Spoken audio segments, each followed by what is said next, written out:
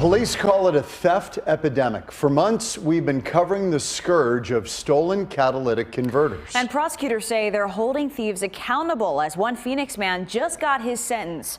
Fox 10's investigative reporter Justin Lum breaks down that convicted felon's record and pattern. A crime trend of vehicular destruction still sweeping the valley. All over catalytics? Is this all worth it?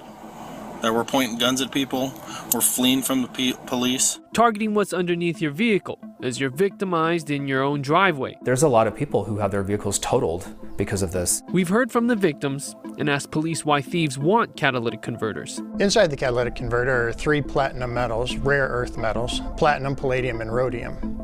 And in the last couple of years, the prices of these metals have gone up. Costing you thousands of dollars while crooks make a couple hundred as the converter somehow ends up at a scrapyard. We've asked what lawmakers must do to crack down on the black market. Add more tools to the tool chest for law enforcement to ensure that we can capture those the bad actors. We even went undercover to see who will cash in on a used cat converter.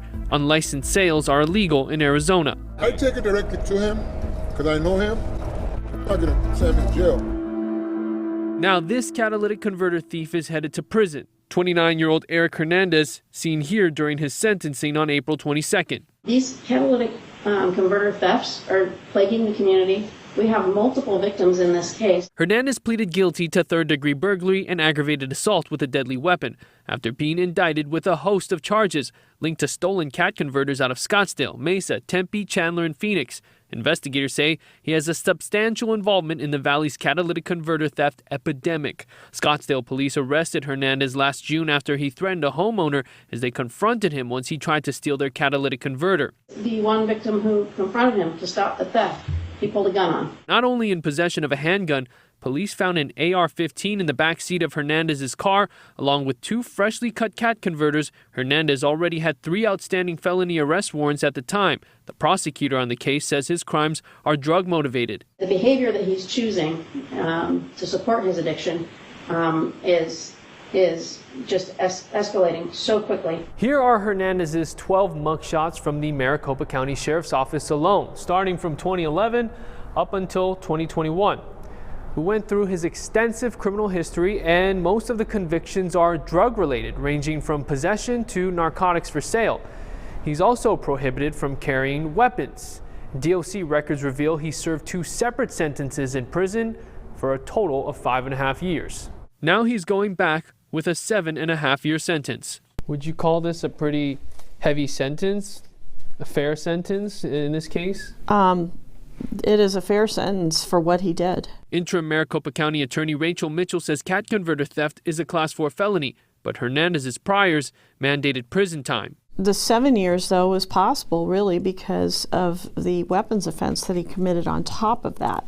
Mitchell says the criminal behavior linked to stolen cat converters is becoming more brazen and violent, commonly influenced by drug addiction. The most recent study released by the Bureau of Justice says during 2007 to 2009, more than half of state prisoners and 2/3 of sentenced jail inmates met the criteria for drug dependence or abuse. We reviewed 16 other cases of catalytic converter theft prosecuted by MCAO. In 10 of those cases, defendants had prior arrests for drug offenses, prior convictions for drug charges, or admitted to drug abuse to police. A recipe for disaster when you have somebody that is desperate on drugs and armed. And that's why this sentence that we got in this case was very fair. That's somebody that's dangerous.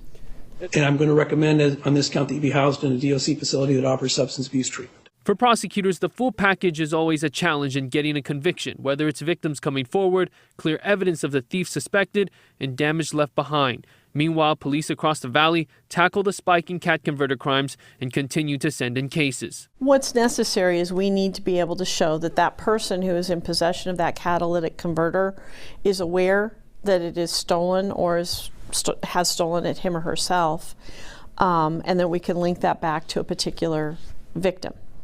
One major obstacle is MCO's backlog of cases across the board, and Rachel Mitchell says the office is understaffed by 20%. Meanwhile, House Bill 2652 is up for a final vote in the Arizona House of Reps Thursday, and if passed, all scrap metal dealers will be required to mark catalytic converters brought in for sale and document information on the seller. I'm Justin Lum from Fox 10 Investigates.